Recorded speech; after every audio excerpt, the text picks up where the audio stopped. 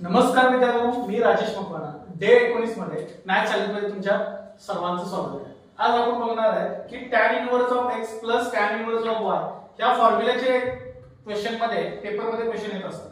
आता याच्यामध्ये बघा हे tan inverse of x plus tan inverse of y हा tan inverse of x plus y upon 1 minus x into y असतो. हा एक फॉर्म्युला आहे. तसं जर इथं मायनस आलं तर इथं वर मायनस येणार आणि खाली काय येणार बघा प्लस येणार. म्हणजे x minus y upon 1 plus x into y करायचं. असं तुम्हाला इनव्हर्स वगैरे दिलं जातं त्याची व्हॅल्यू काढा म्हणलेलं असतं. पण त्यावेळी तुम्हाला tan इनव्हर्सचा फॉर्म्युला थोडा पाठ असणं गरजेचं आहे. तर ह्या दोघांचे ऍडिशन आहे. तर आपण ऍडिशन असलं तर काय करणार बघा याच्यामध्ये युजिंग दिस फॉर्म्युला आहो. तर tan इनव्हर्स ऑफ ह्या दोघांचं बघा x म्हणजे काय घेणार बघा 1/2 प्लस y बरोबर काय घेणार मी 1/3 घेणार. खाली इथं प्लस आहे ते घेणार 1 मायनस ह्या दोघांचा प्रोडक्ट करायचं.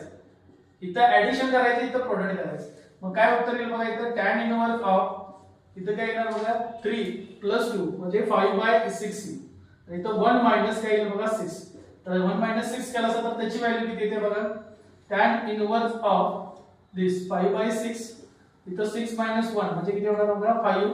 इथं पण काय येणार बघा 5/6 म्हणजे उत्तर काय येणार बघा आपलं फायनली सेम नंबरला सेम नंबरने डिवाइड केलं तर आन्सर काय येते बघा 1 येते.